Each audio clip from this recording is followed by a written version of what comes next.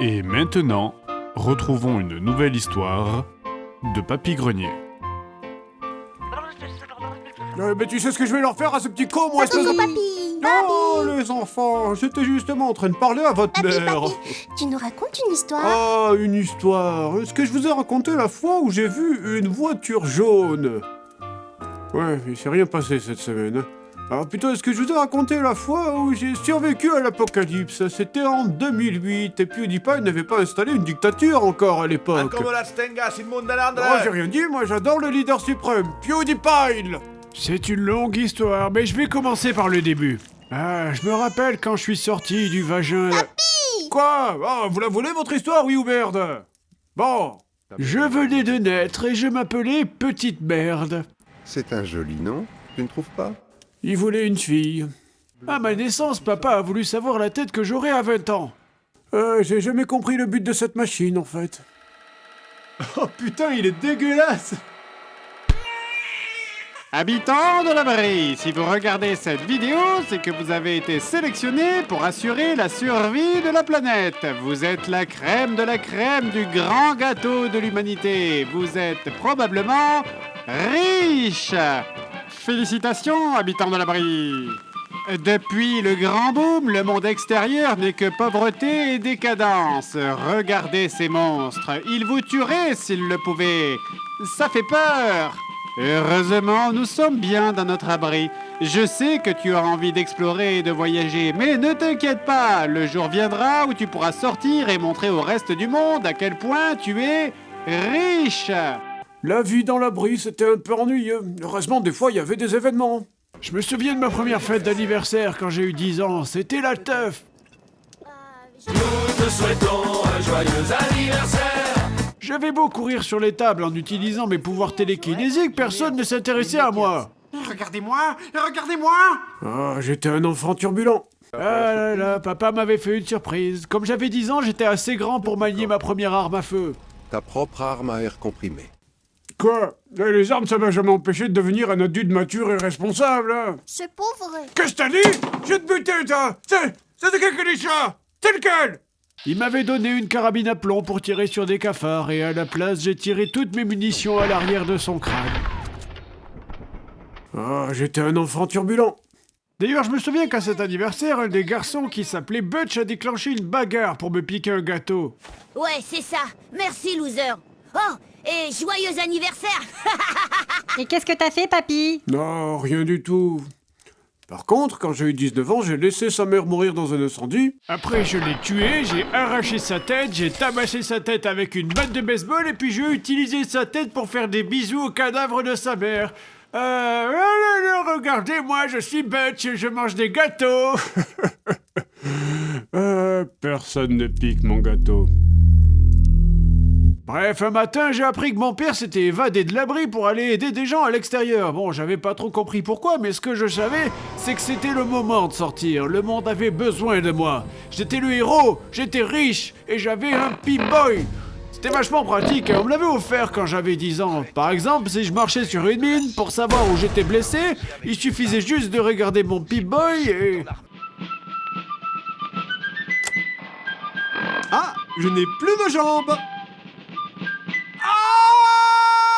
En plus de ça, je pouvais regarder la carte, regarder dans mon sac à dos invisible, recevoir une des nombreuses radios... Salutations, ma très chère Amérique. Et même arrêter le temps. S'il vous plaît, par ici, venez, s'il vous plaît. Marginax, il essaiera de prendre votre argent. Sa vie a moins de valeur que la vôtre. Il n'est pas riche. Son évolution est cladox. Je pensais être la seule survivante. Ah, c'était super pratique. C'est dommage que ça avait que 30 minutes d'autonomie, comme une Game Gear. On dit une Game Gear, papy. Oh, excuse-moi, je suis vieux. À l'extérieur de l'abri, j'avais choisi une approche furtive. Dans ce monde où les dangers sont omniprésents, je me disais qu'il valait mieux rester discret. Et puis aussi parce que les gens étaient vraiment très cons. Démocratie. C'est bon, il n'y a rien ici. Ah, j'adore cette musique. Ma théorie, c'était que les radiations avaient durablement affecté ceux qui étaient restés à l'extérieur des abris. Des millions de gens sont affectés par des troubles visuels qui sont les premiers signes avant-coureurs d'un AVC. Alors faites-vous dépister. À moins que ça soit juste que vous êtes un peu con. Quoi? Qui a dit ça? Et puis bon, finalement, la discrétion, c'était pas que la furtivité, ça me permettait aussi d'être le meilleur des pickpockets. Oh, après, à cette époque, les gens avaient des réactions un peu bizarres. Tu pouvais les fouiller autant que tu voulais, tant que tu prenais rien sale et les gens disaient rien. Ils étaient sympas quand même, hein, parce que bon, moi perso, ça m'emmerderait. Mais par contre, si par erreur tu prenais un truc qui t'appartenait pas... Au voleur! Arrêtez-le! Et en même temps, c'était chiant hein, de devoir parcourir les terres désolées à la recherche de matériel. C'est plus facile de les voler. Du coup, ça m'arrivait de voler des choses dans la poche des gens sans qu'ils s'en rendent compte. On trouvait de tout dans la poche des gens. De la drogue, de la nourriture, des armes aussi. Des grosses armes. J'étais vraiment doué pour voler les gens. Enfin bref, en sortant de l'abri, je me sentais plus fort. J'étais devenu un tueur de femmes. Quoi? Y a pas de sous-métier? Du coup, j'étais allé à Megaton, c'est ici que commencerait mon aventure. C'était une petite ville charmante où tout le monde avait le cancer. J'y ai rencontré mon premier compagnon d'aventure, Jericho. Mais toi, tu m'as l'air d'être une vraie petite merde. Mais oui! La première chose que je fis en arrivant fut d'essayer de tuer les enfants. Mais papy, pourquoi? Oh, par réflexe. Malheureusement, à cause des radiations, les enfants de ce monde post-apocalyptique étaient immortels. Et bien comme j'aimais pas ce que je pouvais pas tuer, j'ai décidé de raser la ville avec une bombe atomique. Voilà. Mais pourquoi, papy? Pour l'argent, attends, 60 capsules quand même, hein. Avec ça j'ai pu acheter 4 viandes de cafard et un flingue, regarde. Il marche pas. Oh! Moi et Jericho, du coup, on s'est retrouvés tout seuls dans les terres désolées. J'avais progressé au fil des mois. J'étais devenu maintenant un tueur de femmes, cannibale et sanguinaire, avec une âme d'enfant. Je mangeais les gens, mais après je faisais des petits sourires avec leurs os dans l'assiette. Et puis c'était bon pour la santé, hein. J'avais jamais besoin de manger pour survivre. Juste des fois, je mangeais quelqu'un et je buvais un peu d'eau irradiée. Comme ça au moins on économisait les steam packs. C'est quoi, Steam Pack, papy? Tu sais, hein, des fois quand on avait nulle part où dormir pour guérir, il fallait bien qu'on trouve quelque chose. Hein. Même si rien ne valait un petit somme dans un endroit reposant et agréable, c'est vrai. Les steam packs c'était quand même utile, hein. Ça te permettait de guérir de n'importe quoi. Un bras arraché, un steam pack, ça repousse. Bon, c'était plutôt cher à acheter quand même, mais heureusement en fouillant un peu, on trouvait partout plein de trucs pour se guérir ou aller mieux. Regarde Jericho, j'ai trouvé une seringue dans un tas d'ordures. T'en veux? On peut trouver des armes à Megaton. Regarde Jericho, j'ai trouvé une vieille poche de sang dans un tas d'ordures. On se fait une transfusion?